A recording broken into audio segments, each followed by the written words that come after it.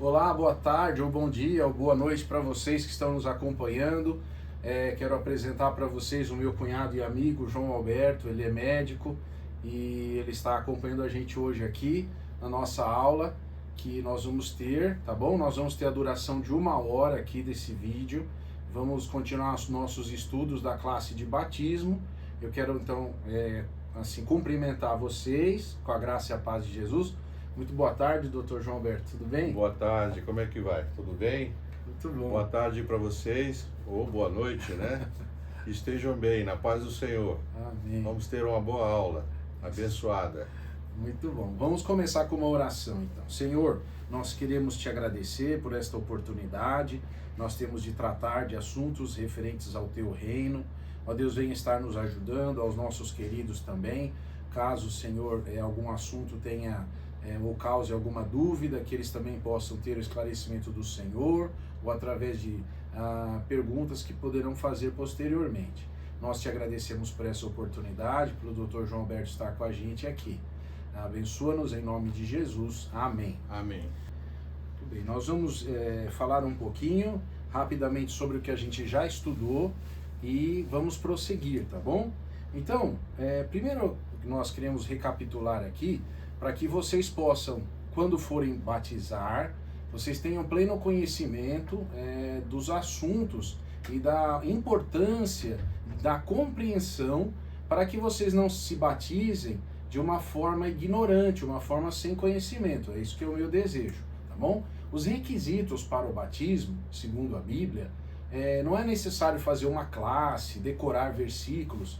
O que nós temos que saber é que nós somos pecadores, nós nos arrependemos da nossa condição de pecado perante a santidade de Deus e cremos que Jesus morreu no nosso lugar na cruz do Calvário para nos salvar dos nossos próprios pecados, porque isso é exigência da própria justiça de Deus, mas o amor dele trouxe Cristo até a cruz e nós, quando aceitamos a Jesus, nós temos condições de nos batizar.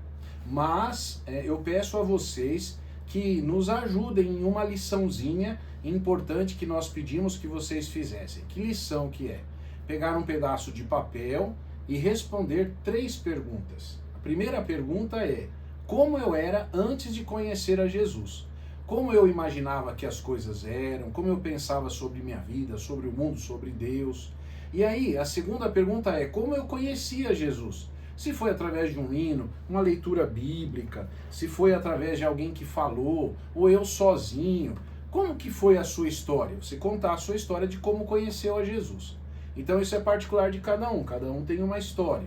E em terceiro lugar, a terceira pergunta é: como eu sou agora? Por quê? Porque é necessário que haja uma conversão. Eu não posso ser como eu era, eu não posso mais continuar da forma que eu era. Eu sou, como a Bíblia diz, uma nova criatura. Então, apesar de eu ainda pecar, mas agora eu não tenho prazer nisso, apesar de eu ainda precisar melhorar em muitas coisas, eu tenho consciência de que eu estou buscando agradar a Deus, porque o Espírito de Deus mora em mim, a partir do momento que eu aceitei a Jesus, tá bom? Então, por favor, pegue um papel e responda essas perguntas. Mas vamos lá, nós estamos estudando e já temos estudado nos últimos tempos sobre a pessoa de Jesus.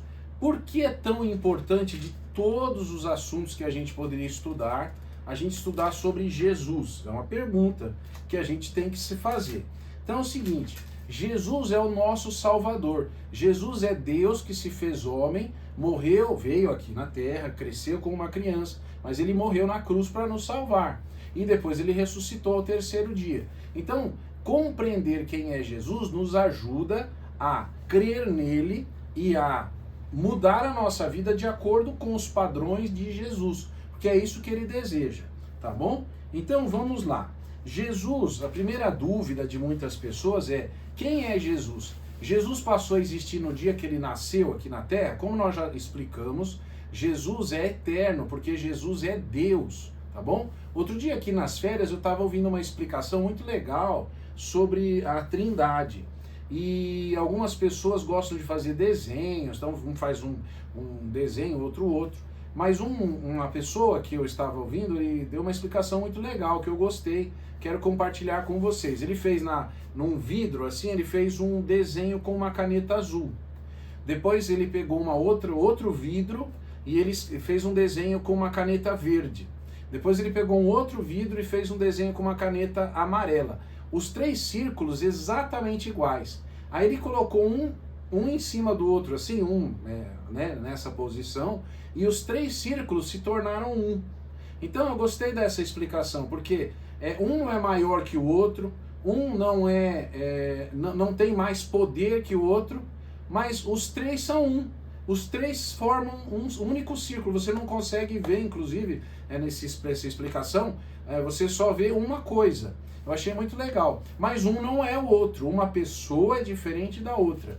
Então é um Deus em 3 pessoas. E uma pessoa dessas 3 é Jesus. E ele veio até a terra, se fez homem e habitou aqui. Então Jesus é eterno. Jesus não passou a existir quando ele nasceu. Ele sempre existiu.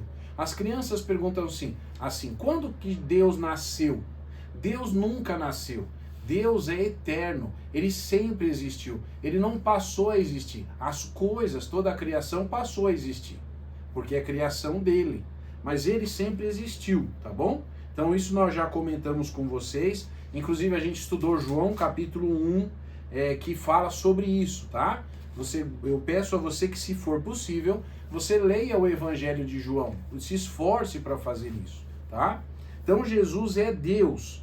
Todas as coisas foram feitas por ele, lá em João capítulo 1, versículo 3. Todas as coisas foram feitas por ele, ele é a luz que ilumina as trevas, versículo 9. E o mundo veio à existência por intermédio de Jesus, versículo 10. Tá bom? Então Jesus é Deus. Nós cremos que a Bíblia é a palavra de Deus. Então o que está escrito na Bíblia, nós temos como verdade, tá bom? É isso que é importante aí. Um detalhe também é que Jesus é vida. Ele é vida no sentido de nos dar a vida. Quando nós éramos ignorantes a respeito de Deus, a Bíblia ela apresenta uma situação para a gente que é como se a gente estivesse mortos nos nossos próprios pecados, mortos e condenados. Então, uma pessoa que não conhecia Jesus, que não cria na salvação de Deus, nem na promessa, ela estava condenada ao inferno. Quando ela tem o encontro com Jesus, ela tem esta luz e esta nova vida em Cristo, uma vida eterna. Porque vocês sabem, nosso corpo caminha para a morte. Todos os dias a gente vai ficando mais velho, vai ficando com mais dificuldades. E quando nós conhecemos a Jesus, nós temos uma compreensão da vida eterna e nós aguardamos essa transformação que vai acontecer, tá bom?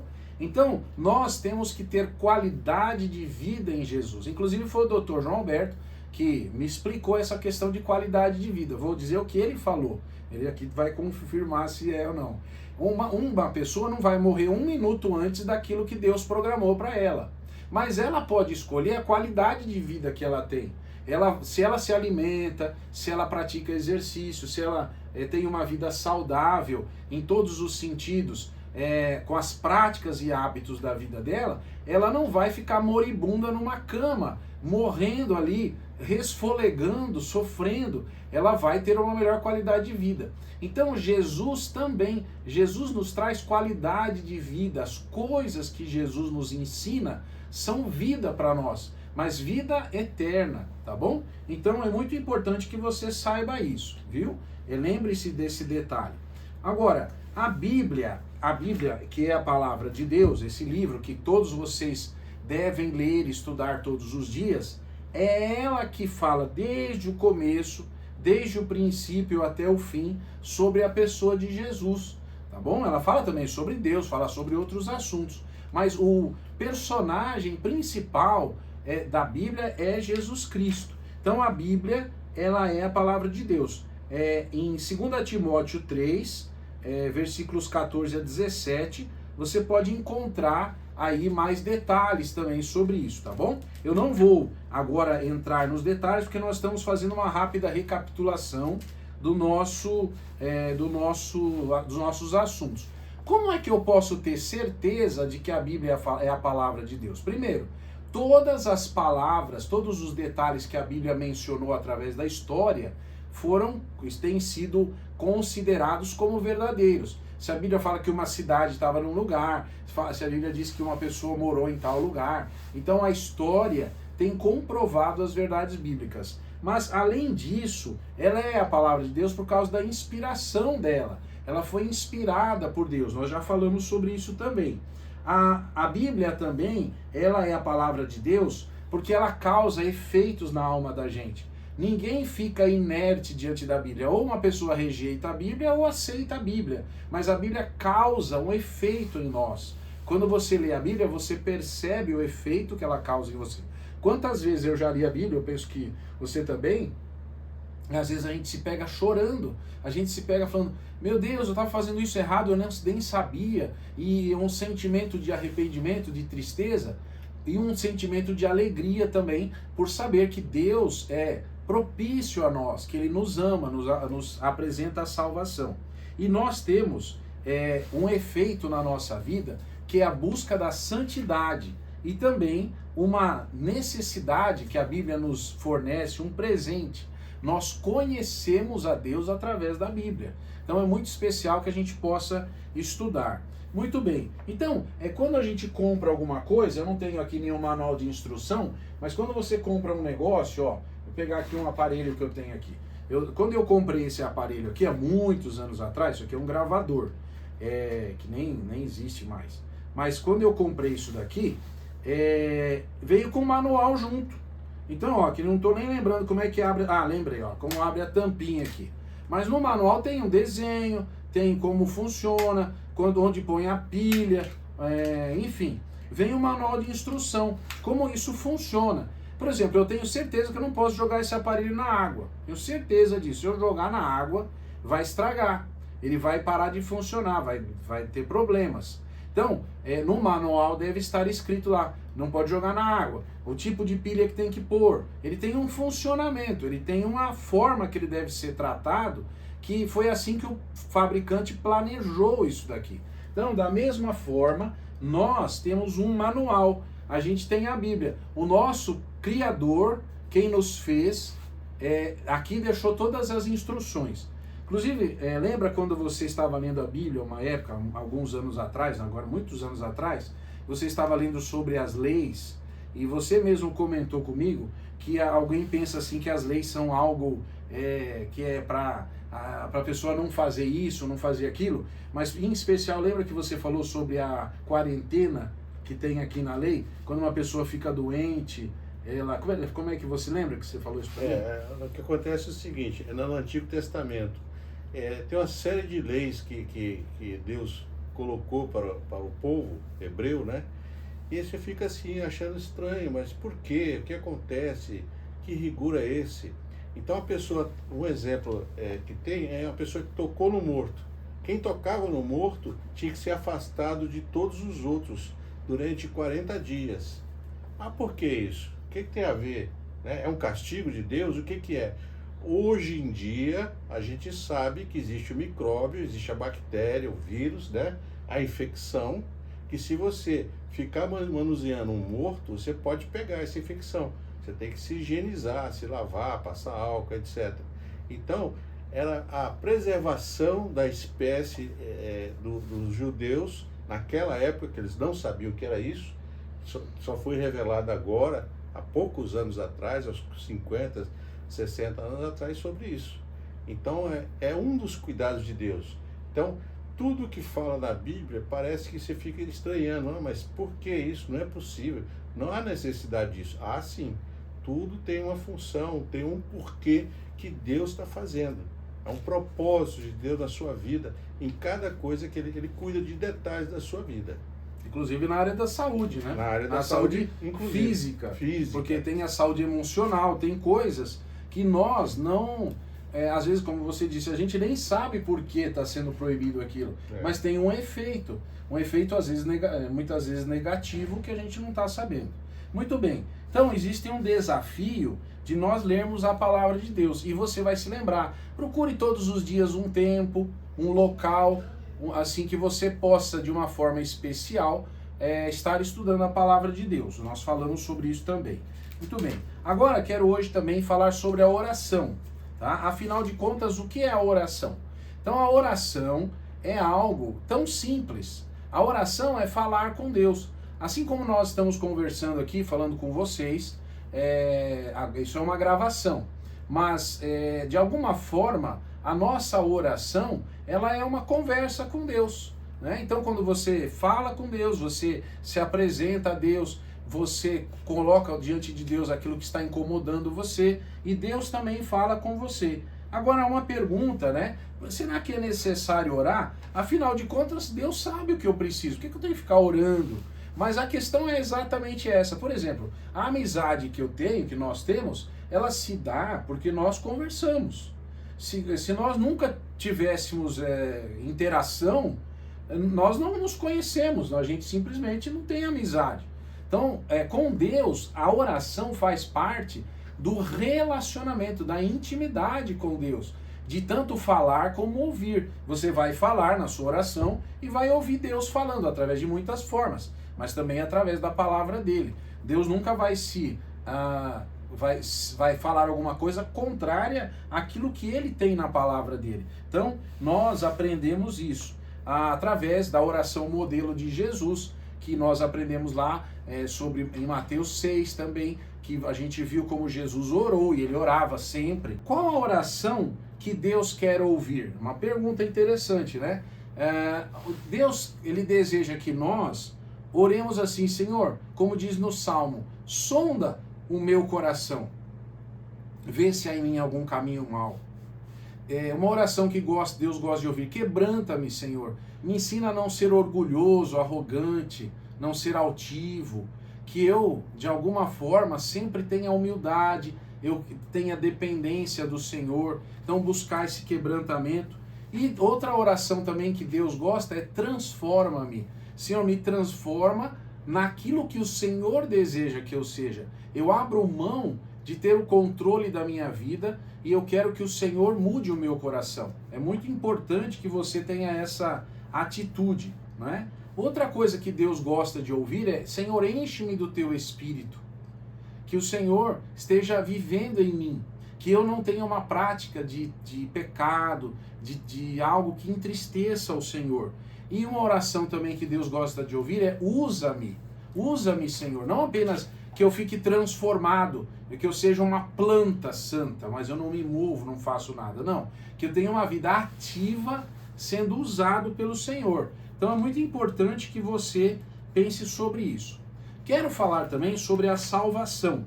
Então, como eu disse agora há pouco, todos nós somos pecadores e nós carecemos de salvação.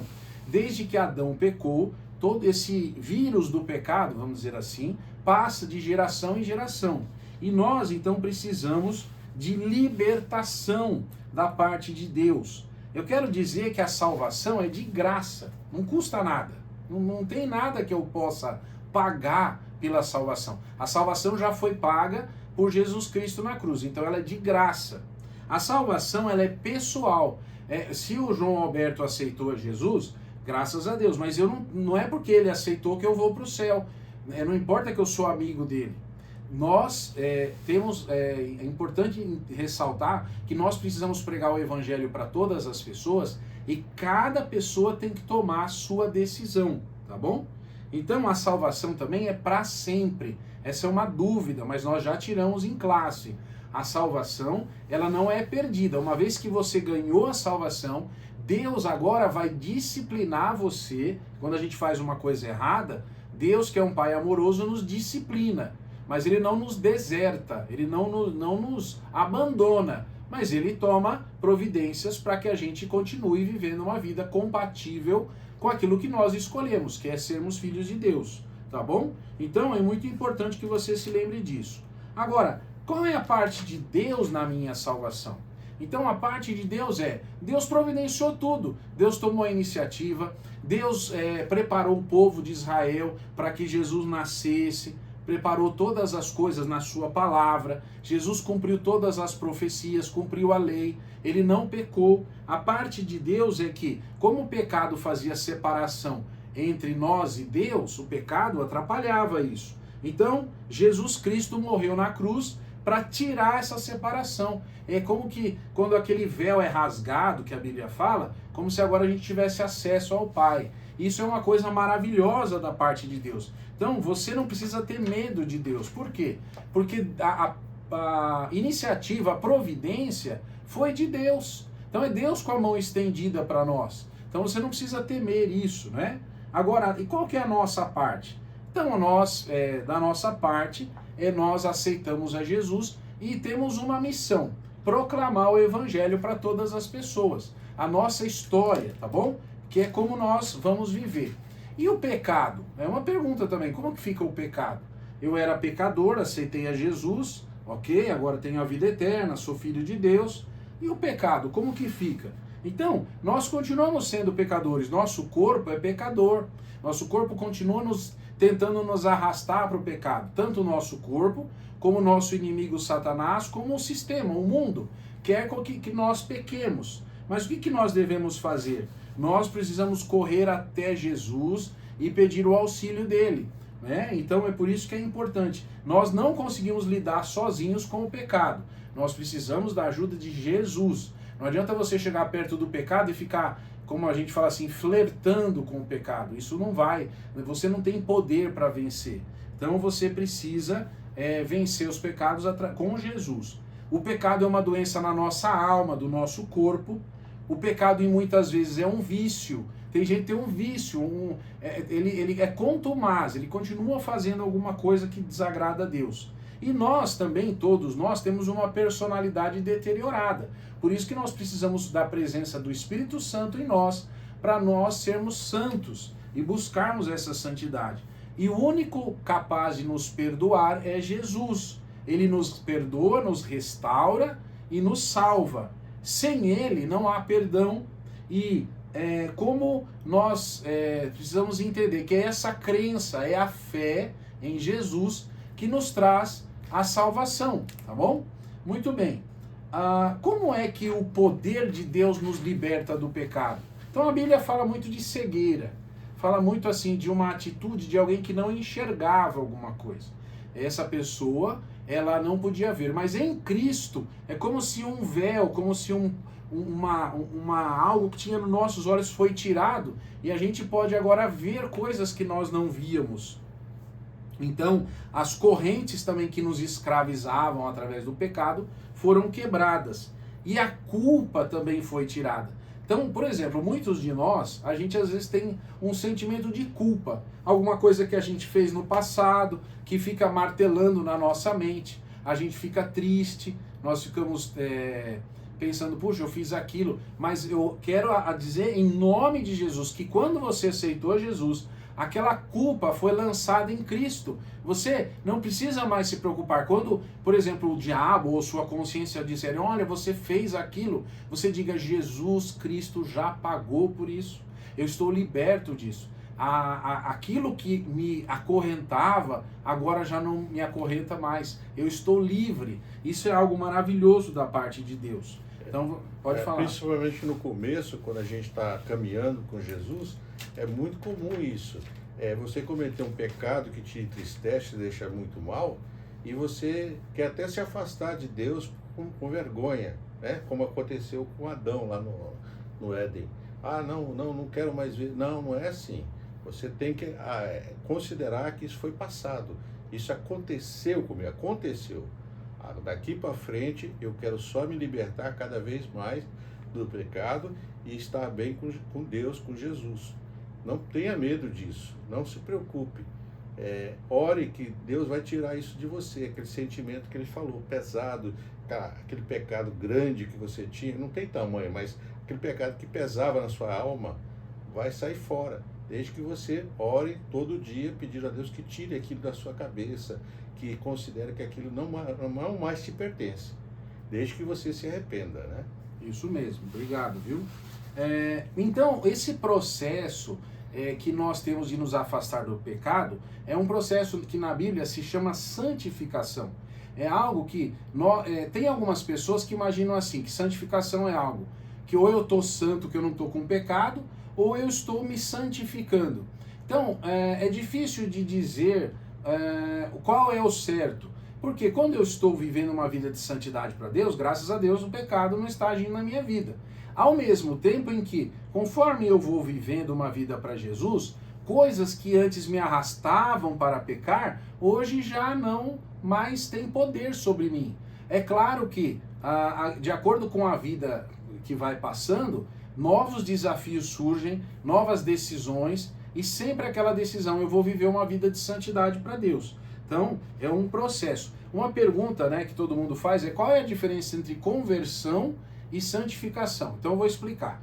Conversão é quando você aceita Jesus. Jesus vem morar no seu coração, o Espírito de Deus está em você, e você está agora buscando e enxergando as coisas de uma outra forma, com os olhos de Jesus. Isso é a conversão. Agora, a santificação, ela ocorre tanto no momento em que você aceita Jesus, mas é um processo que continua acontecendo todos os dias. Então, a nossa luta, a nossa luta é vencer o pecado, é nos afastar do pecado. Isso é muito importante, tá bom? Então é um processo. O que significa ser santo? A palavra santo, ela significa separado. Quer dizer que nós somos separados para Deus. Vou dar um exemplo aqui, ó, fica mais fácil de entender. Faz de conta que eu comprei 12 laranjas, tá? Eu comprei 12 laranjas e uma laranja eu vou dar de presente. Então, aquela laranja, o que eu faço com ela? Eu separo ela. As outras eu vou usar, mas aquela lá foi separada. Então, essa ideia de separar das outras, isso seria uma ideia de santificação. Eu sou separado das outras coisas para Deus. Eu estou me dando de presente para Deus, falando, Senhor, eu quero ser um presente para o Senhor. O presente que eu posso te oferecer é buscar uma vida de santidade, de separação do pecado, tá bom? Não sei se deu para entender isso, esse conceito, mas ele é muito importante. Outra coisa, quando nós nos convertemos e agora somos santos, nós continuamos no mundo. É uma pergunta, né? Por que a gente continua no mundo? Porque nós estamos no mundo, mas não pertencemos ao mundo. Um exemplo fácil de entender é o seu até, você é médico, né? Tem um paciente lá e o paciente está internado. Ele não pode sair enquanto ele não receber alta. Mas você que é médico pode entrar e sair do hospital normalmente. Você está no hospital, mas você não está preso no hospital. Não estou doente no hospital. Exatamente, está doente lá. Então, nós estamos no mundo, mas o mundo não está em nós. Nós estamos no mundo, mas não pertencemos ao mundo, tá bom? É um exemplo aí que talvez seja bom para a gente entender, ok? Vamos prosseguir então. Agora vamos passar para um outro assunto aqui. O que é fé e o que são obras, né? Existe uma discussão de que o que salva as pessoas são as boas obras. Então algumas pessoas dizem, olha, você fazendo uma coisa boa, Deus vai ficar com dó, vai ver que você fez um monte de coisa boa, e aí então ele vai falar, ó, essa pessoa não merece ir para o inferno porque ela era uma pessoa que fazia coisas boas. Mas a Bíblia vai dizer que as obras não salvam. O que nos salva é Jesus, é a fé em Jesus. Quando nós fazemos coisas boas, nós não fazemos para nos salvar, nós fazemos porque já estamos salvos. É apenas uma compatibilidade com aquilo que nós já temos. O que nos salva, ou melhor, quem nos salva é Jesus. A nossa fé depositada em Jesus é o que salva. Jesus disse para algumas pessoas, a tua fé te salvou. Nunca Jesus disse, as tuas obras te salvaram. Jesus sempre disse, foi a tua fé. Então não é o ato de fazer uma coisa boa. Então isso é importante, é uma dúvida, né? Então a fé, ela leva a gente a fazer coisas boas. Até porque, se eu deixo de pecar, é uma coisa boa que eu estou fazendo, não é? Além de ajudar as pessoas, tá? Muito bem. Quero falar também, um outro assunto, estou passando aqui, né, uma recapitulação. Quem é o Espírito Santo? O Espírito Santo é uma pessoa. Ele é apresentado na Bíblia como uma pessoa. O Espírito Santo é Deus, assim como Jesus é Deus e assim como Deus o Pai é Deus. Então o Espírito Santo é Deus. Ele é uma pessoa, ele tem sentimentos, ele fica triste. A Bíblia diz, não entristeçais o Espírito Santo. Quando nós pecamos, nós deixamos o Espírito Santo entristecido. O Espírito Santo é a presença viva de Deus em nós. O Espírito Santo é poder de Deus, mas é uma pessoa, tá? É importante que você saiba disso. Então, o Espírito Santo pode nos ensinar, o Espírito Santo de Deus intercede por nós. É muito legal que quando a gente ora, o Espírito Santo é que leva a nossa oração para Deus o Pai. Ele pega a nossa oração e leva lá. E o Espírito Santo possui sentimentos e ele conduz os filhos de Deus. Então você pode orar e dizer: Senhor, manda o teu Espírito sobre mim, em mim, e que eu seja pleno do teu Espírito para fazer aquilo que o Senhor quer. É maravilhoso quando nós estamos buscando a presença de Deus e o Espírito Santo vem em nós e nos convence do pecado, da justiça e do juízo, tá bom? O Espírito Santo é igual a Deus, ele é apresentado como Espírito Santo de Deus, ele também é chamado Espírito de Cristo, isso está em Atos 16, 6 e 7, e ele é uma pessoa, então, como eu falei, muito importante que você saiba isso. Agora, como o Espírito Santo atua em minha vida? Algumas pessoas, inclusive algumas denominações, entendem que só tem o Espírito Santo de Deus quem fala línguas estranhas. Mas a Bíblia diz que esse é um dos dons. Então, de vários dons, várias listas, inclusive no grupo aí, eu já coloquei, vocês podem pesquisar, tem várias listas de dons. E então o Espírito Santo ele atua na nossa vida de várias formas. Ele nos dá a certeza da salvação, ele nos dá a presença viva de Deus em nós, ele também habita em nós para sempre. E uma coisa linda também que o Espírito Santo de Deus faz, ele nos sela como vamos dizer assim, como um selo de uma carta para validar que somos do Espírito Santo e somos de Deus, tá? Agora uma pergunta também como é que ocorre o batismo no Espírito Santo? Porque algumas pessoas dizem que tem o batismo na água, tudo bem, e depois em determinado momento tem o batismo que é chamado de batismo do Espírito Santo.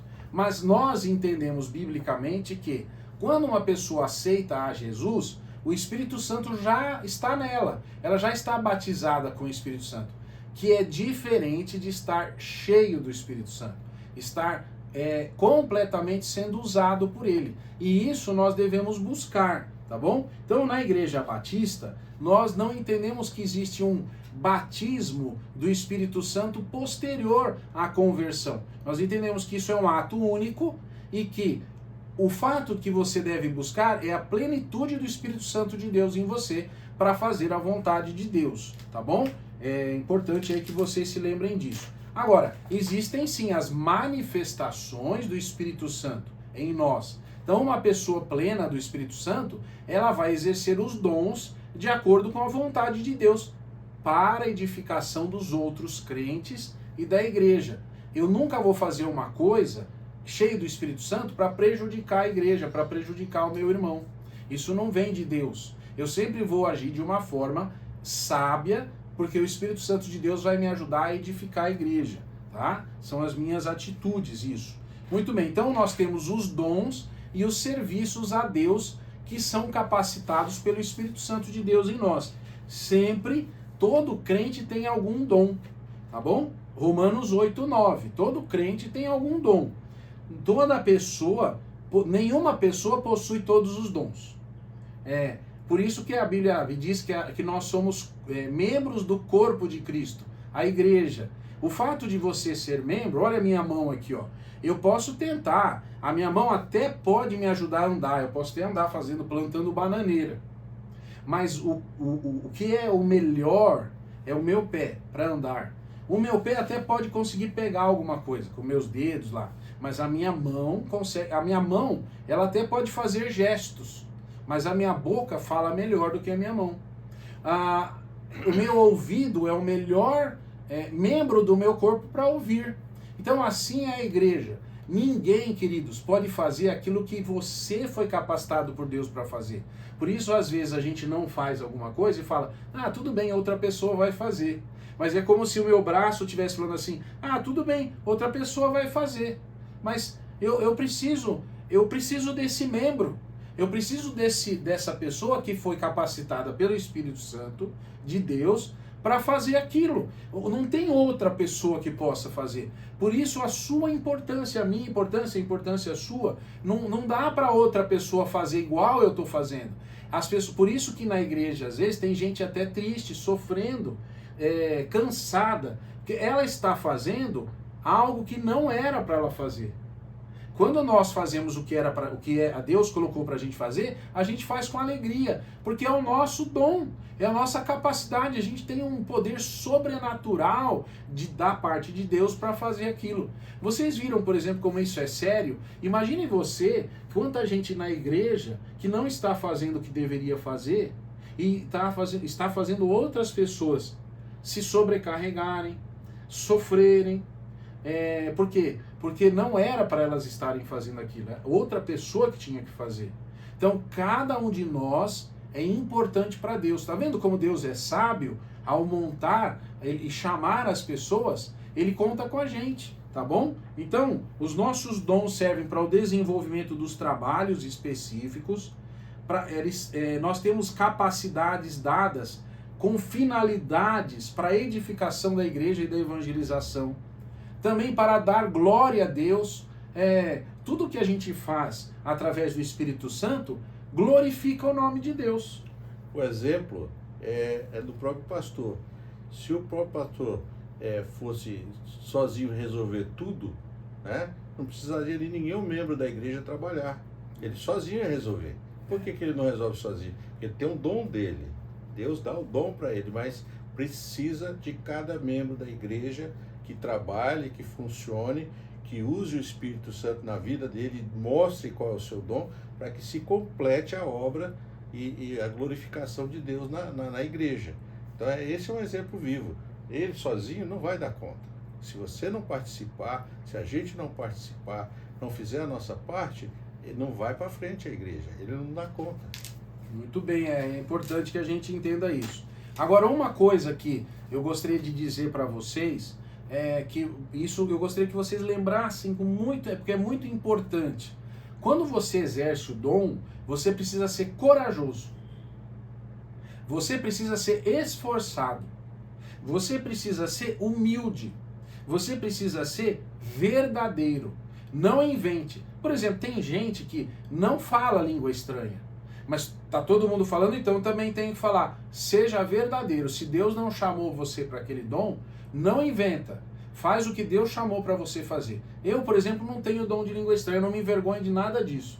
Porque eu faço o que Deus pediu para eu fazer. E já é aquilo que Deus colocou, e é muita responsabilidade. Então, eu não posso invejar o meu irmão. Se ele tem o dom, ele vai ser abençoado naquilo, porque ele é um membro. É por isso que na igreja nós nos chamamos de membros e de irmãos. Então, o que ele foi capacitado para fazer, glória a Deus pela vida dele. Eu preciso dele. E ele precisa de mim. É muito importante essa palavra. Outra coisa importante dessa história de falar em línguas, eu não falo línguas, então não sou salvo. Então Deus não está em mim, o Espírito Santo não está em mim, eu não tenho dom. Não é bem isso, não precisa todo mundo falar línguas. Você tem o seu dom, vai aparecer o seu dom, espontaneamente, desde que você ore e peça a Deus por isso. Exatamente, que nem no meu corpo todinho eu só tenho uma boca. Se alguém já faz isso, se tiver que fazer, tá tudo bem, tá bom? É uma preocupação. Outra coisa, seja prudente. No exercício do seu dom, seja sábio, seja prudente. Ore, haja cirurgicamente. Às vezes a gente faz as coisas de uma forma sem planejamento, de uma forma translocada, tudo errado. Não, seja prudente. Você vai fazer uma coisa, eu vou fazer isso porque isso vai trazer um bom resultado, é importante. Seja prático. Tem gente que fala assim, eu estou analisando, e não faz nada. Não, nós devemos ser úteis.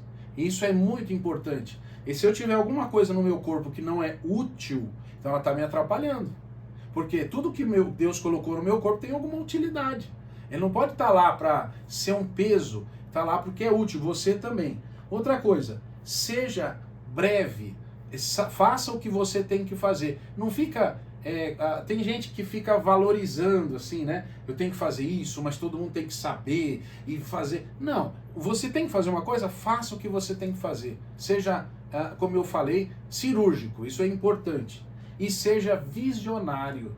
Ou seja, você tem que ver além do que aquilo. Quais são os efeitos? Isso que eu vou fazer vai causar um bem, vai causar algo maravilhoso para a glória de Deus, então eu vou fazer. Seja visionário. Use aquilo que Deus tem dado para você de uma forma que glorifique o nome de Deus, tá bom? Você vai lembrar disso? É muito importante, tá? Isso que eu falei aqui, eu acredito que seja muito especial. Outra coisa, Deus valoriza, aliás, melhor dizendo, Jesus valoriza o batismo. Ele que pediu para que nós nos batizássemos, a gente buscasse o batismo, tá? Então o batismo é algo que é um pedido de Jesus. O batismo na vida do crente é um símbolo de compromisso, tá? Quando eu assumo o caminhar com Jesus e eu me batismo, eu estou dizendo para todas as pessoas, eu tenho um compromisso agora com Jesus. E o que o batismo representa na minha vida? Que eu morri para o mundo, que eu morri para mim mesmo e que agora eu estou vivendo para Jesus. É isso que o batismo significa. Que agora eu estou unido com Jesus, eu estou salvo, que eu sou participante das bênçãos celestiais, eu estou fazendo uma confissão pública, todo mundo está sabendo, e eu também não estou sozinho na minha jornada de fé, porque agora eu faço parte da igreja. Para explicar a igreja é um corpo. O corpo caminha o quê? Junto. O corpo não caminha separado, ele caminha junto. A igreja precisa caminhar todos juntos. Não pode ficar nem correndo na frente alguém e nem alguém para trás. Não está amputado, não está cortado, ele está junto. Aonde a cabeça vai, o corpo vai também. Agora, tem algumas coisas que acontecem depois do batismo, algumas crises, tá? Fala assim, será que eu sou salvo mesmo? E será que por que eu me batizei? Depois do batismo. Mas eu quero dizer que você pode ter no seu coração as palavras de Jesus de João 16:33. No mundo tereis aflições, mas tem de bom ânimo, eu venci o mundo, viu? E Jesus disse em Mateus 28:20, eu estou convosco todos os dias, até a consumação dos séculos. Então o que você tem que fazer caso você tenha alguma crise, uma crise de fé, uma coisa que você está agora aconteceu e você não sabe? Busque a Jesus, não se afaste de Jesus, não deixe o corpo, esteja na igreja, participe da igreja, converse com alguém, ore, leia a sua Bíblia. Existem momentos que a gente está super bem, existem momentos que a gente não está muito bem, é verdade, mas a gente continua firme, tá bom? Você já teve alguma crise depois que se batizou? Eu já tive um monte. É comum você achar que não está salvo, que você é um grande pecador, que você não consegue. Isso tudo o inimigo põe em você, essa dúvida. Mas você tem que continuar, como ele falou, firme na fé, firme em Cristo, firme na oração, tá? Se ajoelhe, peça que Deus, que o Espírito Santo venha te iluminar, de tirar essa coisa errada de você, tá? É comum esse conflito, isso é importante. Fique firme, porque você está salvo. Jesus está com você. Amém.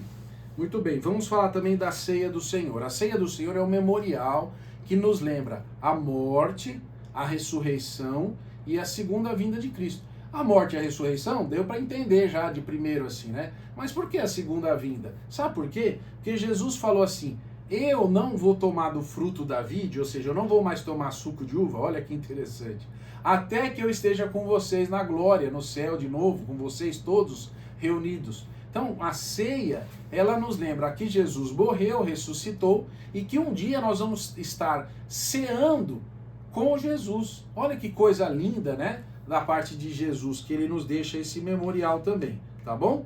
Então, você, após o batismo, você deve participar da ceia do Senhor e deve buscar uma vida de santidade.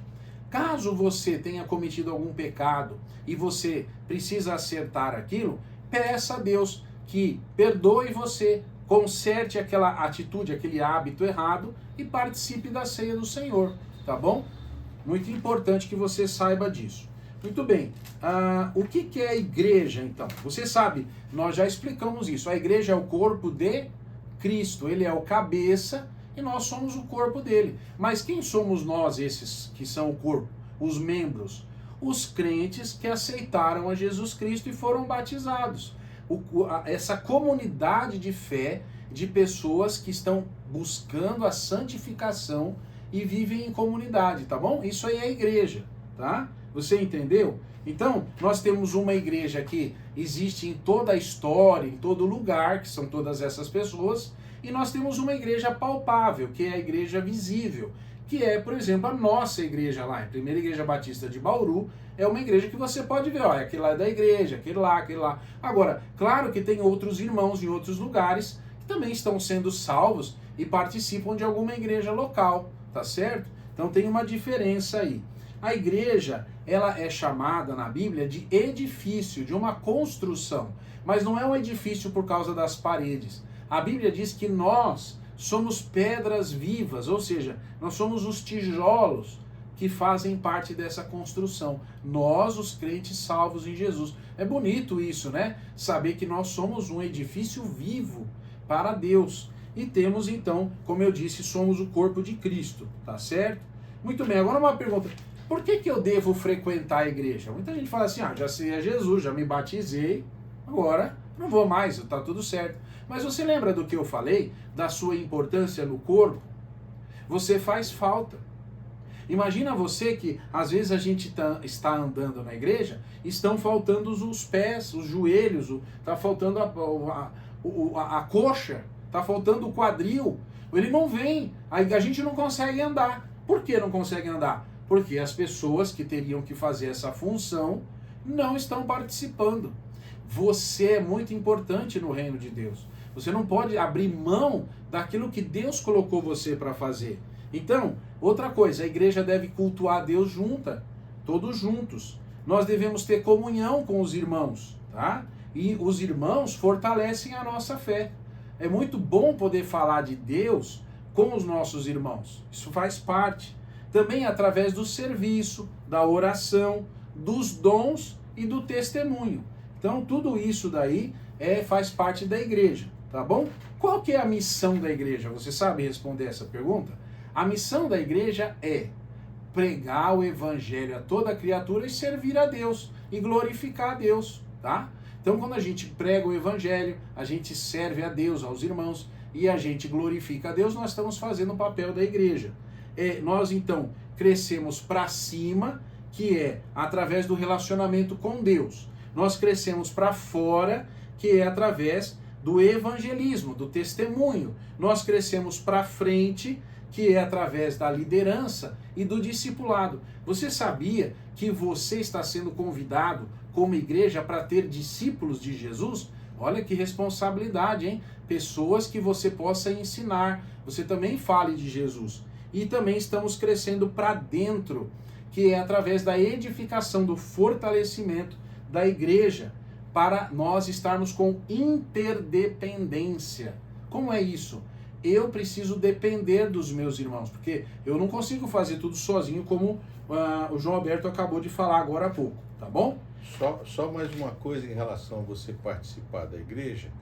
Mas eu oro, eu fico em casa, eu fico feliz, eu assisto na televisão, eu não sei o quê. Cuidado, porque é o seguinte, é como uma ovelha. Você é uma ovelhinha. Ovelhas você sabe que são fraquinhas. Elas têm que estar juntas. E inclusive com o pastor com elas, que é Jesus Cristo, na igreja. Porque se você se afastar, se uma ovelha se afasta, fica sozinha em sua casa, o que acontece? O inimigo vai ficar fácil de te pegar. Você na igreja fica unido, fica próximo um do outro. Ali você tem força. Muito bom. Muito bem. Nós temos também na nossa igreja os núcleos de vida, tá bom? O que é isso? São cultos nas casas da pessoa. Você ore para que, se Deus colocar no seu coração esse desejo, você se manifeste, diga, eu quero que a minha casa seja um lugar de culto a Deus. Então, uma vez por semana, a igreja se reúne simultaneamente em várias casas para que façam cultos de louvor a Deus, de estudo da palavra. Então, você é convidado e ore para que Deus transforme a sua casa num núcleo de vida, ou numa célula, ou num pequeno grupo multiplicador, tá bom? Então, é muito importante isso. Agora, por que eu deveria participar de um pequeno grupo multiplicador? Porque quando eu participo de um pequeno grupo multiplicador, exatamente, eu, por exemplo, tenho mais intimidade com esses irmãos, eu posso pedir as orações, caminhar junto, conversar, porque às vezes na hora do culto não dá tempo de fazer tanta amizade assim, mas de frequentar a casa é uma coisa que ajuda muito, edifica, a igreja se fortalece, tá bom? A igreja primitiva fazia isso. Igreja primitiva, o que é isso? É um conceito de que a igreja que o livro de Atos apresenta era uma igreja que a gente chama de primitiva. Em Atos capítulo 2, versículo 42 a 47, diz que os crentes se reuniam no templo e nas casas. Por isso nós temos essa prática, tá bom? Porque eles faziam assim, e eles eram abençoados por Deus, tá certo? Muito bem. Quero falar também sobre mordomia. O que significa ser mordomo de Deus? Olha, pense no papel de um mordomo. Mordomo é alguém que está numa casa, ele cuida da casa, mas ele não é dono da casa. Ele é uma pessoa que cuida de tudo como se fosse dele, mas ele não é a pessoa que é o dono. Nós somos mordomos de Deus, não só da casa. Nós somos mordomos de Deus do nosso próprio corpo, da nossa vida. Nós somos mordomos de Deus, sim, das coisas que Deus nos dá. Nós somos mordomos de Deus das amizades. Nós somos mordomos de Deus nos relacionamentos, na nossa família. Nós somos mordomos de Deus na criação dos nossos filhos. Nós somos mordomos de Deus do nosso trabalho. Nós somos mordomos de Deus do nosso lazer. Uau, então nós praticamente cuidamos de tudo que Deus tem colocado em nossas mãos para fazer. Então, mordomia é isso, tá bom? E dentro desse assunto, eu quero trazer aqui um conceito de integridade. Imagine você que eu sou colocado para cuidar de alguma coisa e eu não cuido direito. Por exemplo, se ele me emprestou o carro dele, aí eu pego o carro dele e não cuido direito. Ele não vai mais me emprestar o carro, primeira coisa. Segunda coisa, eu não fui fiel, não fui íntegro, eu não sou digno da confiança. Então, Deus, nas coisas que Ele nos dá, Ele tem nos dado, eles têm nos dado como que aquilo nos confiou as coisas. Olha, Deus confiou para que a gente cuide de tudo isso. Então, dentro desse conceito de mordomia, nós temos que ter prioridades, tá bom? Que prioridades são essas? Então, olha, primeiro na nossa mordomia, a primeira coisa e a coisa mais importante de todas é o nosso relacionamento com Deus. Isso é o número 1. Isso não é negociável. A gente primeiro tem que ter um relacionamento com Deus. 2, a nossa família. Não adianta a gente posar de bom moço para todo mundo. A gente tem que ter um bom relacionamento na nossa família, nossa vida conjugal e nossos filhos. Em terceiro lugar, nós precisamos ter o nosso relacionamento profissional, nós somos cada um na sua atuação. E em quarto lugar, a igreja. Aí você deveria pensar, tem muita gente que me pergunta, mas a igreja em quarto lugar? Mas a igreja não deveria ser em primeiro lugar? Não. Eu primeiro tenho que me relacionar com Deus, segundo com a minha família, terceiro no meu trabalho e quarto com a igreja. A igreja, ela tem a sua prioridade, ela tem a sua ordem de prioridade, mas eu não posso abrir mão, por exemplo, da minha família. Eu estou cuidando da igreja e abandono minha família. Eu estou cuidando da igreja e não trabalho. Não, isso é biblicamente ordenado por Deus para que seja assim. É muito importante que você saiba disso. E dentro desse aspecto, nós temos as nossas finanças. Nós precisamos ser honestos nas nossas finanças, corretos. Nós precisamos ser pessoas que não são injustos, que não são maus pagadores. O crente precisa ter uma vida financeira em ordem. Se você não tem isso, ore a Deus e trate isso como prioridade, tá bom? Porque a Bíblia trata desta forma. E dentro desse conceito de finanças, nós temos o dízimo. Tá? O dízimo dentro do assunto finanças. O dízimo é a 10ª parte daquilo que nós ganhamos. Então o dízimo é dado como algo devolvendo para Deus aquilo que Ele nos dá. É como se, imagine você o seguinte, faz de conta que você é meu sócio, tá bom? e nós temos uma loja de, deixa eu ver, de ração para cachorro, tá bom? É a nossa loja. E a gente combinou o seguinte: você me dá o dinheiro, você não precisa cuidar de nada. Você me deu o dinheiro, eu construí a loja, eu comprei a ração, eu cuido dos clientes, tá bom? Mas como você me deu o dinheiro, você fez um contrato comigo, que de todo o lucro que esta loja der, eu te dou quanto? 10%, tá bom? Entendi. Então, quando você me deu tudo que eu tenho, eu não tinha nada, eu agora tenho a loja, eu comprei a ração e eu estou trabalhando, e as vendas dessa loja, conforme eu chego lá no final do mês, eu vejo, olha, deu tanto, aí eu separo 10% e é seu. Por quê? Porque foi ele que me deu o quê mesmo? O que você deu? A loja, dei tudo. Você me deu tudo, porque se ele não tivesse dado as condições financeiras para eu fazer aquilo, eu não teria nada, eu não teria o que dar, mas eu fiz um acordo com ele, tá? Então isso na Bíblia é só um exemplo, mas o que Deus nos deu? Tudo. Ele nos deu a vida, Ele nos deu saúde, Ele nos deu o nosso corpo, Ele nos deu a salvação, Ele nos deu Cristo, Ele nos deu a igreja, Ele nos deu o ar que a gente respira. Então, dentro desse aspecto, Deus espera de nós fidelidade. Ele não precisa do nosso dinheiro. Assim, no nosso exemplo aqui, por exemplo, ele, no nosso exemplo, é um investidor. Se essa loja de ração não der certo, ele com certeza tem outros investimentos. Mas, por uma questão de gratidão pelo que ele fez, por uma questão de integridade da minha parte, por uma questão de bom senso, porque eu não posso me aproveitar desse favor dele. Então, eu sou grato e estou devolvendo 10% daquilo que ele investiu na minha vida. Eu só estou dando um exemplo, mas o dízimo é algo assim. Deus, o Senhor me deu tudo e eu agora devolvo lá na igreja o dízimo ao Senhor.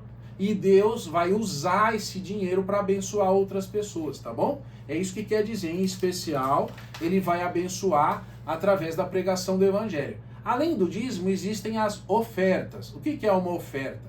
Uma oferta é um presente de gratidão dado a Deus. Olha, o Senhor me abençoou e eu, além do meu dízimo, que é a minha obrigação aqui, eu quero dar algo que não foi exigido de mim. Uma oferta de gratidão. Então eu vou ajudar missões, eu vou comprar uma cesta básica para abençoar alguém, eu vou separar esse dinheiro aqui para que no inverno a igreja comprar roupa para alguém. Enfim, isso é uma oferta. Existem campanhas aí. Eu vou ofertar para a construção da igreja. Enfim, é isso, tá bom? Agora nós vamos para o último assunto, já terminando. Agora é a nossa vez. Que nossa vez? Alguém, ou de alguma forma você chegou ao conhecimento do Evangelho através da Bíblia. Olha, alguém mandou fazer essa Bíblia aqui. Alguém teve que planejar, organizar, cortar o papel, comprar, fazer a capa, tudo. Isso chegou até nós hoje. Agora é a nossa vez. Nossa vez de fazer o quê? Também de falar do Evangelho para outras pessoas. Tá bom? Então você é convidado a fazer a sua parte, viver numa vida de santificação e uma vida de testemunho. Testemunho é contar o que Jesus fez por você, tá certo? Então, olha, nós vamos terminar agora a nossa aula, porque o nosso tempo acabou, mas eu gostaria de agradecer, João Alberto, a sua participação. É um prazer. E agradecer também a vocês que nos acompanharam até aqui, tá bom? Que Deus possa abençoar a vida de vocês. Vamos terminar com uma oração. Vou pedir que o João Alberto faça essa oração para a gente terminar. Senhor nosso Deus, nosso Pai, Criador do mundo, que esteve em todos os momentos da nossa vida, desde a nossa criação, e que faz parte da nossa história, foi Ele que construiu a nossa vida e fez cada um de nós chegar até Ele através da salvação. Nós agradecemos ao Senhor por isso e pedimos que o Espírito Santo venha nos iluminar, nos fortalecer na fé, para que a gente possa crescer na igreja, crescer espiritualmente, em todos em volta, ou seja, nós sejamos testemunha da nossa vida, santificada em Jesus. Amém. Amém. Um abraço, pessoal. Até a próxima. Tchau, tchau. Tchau, gente.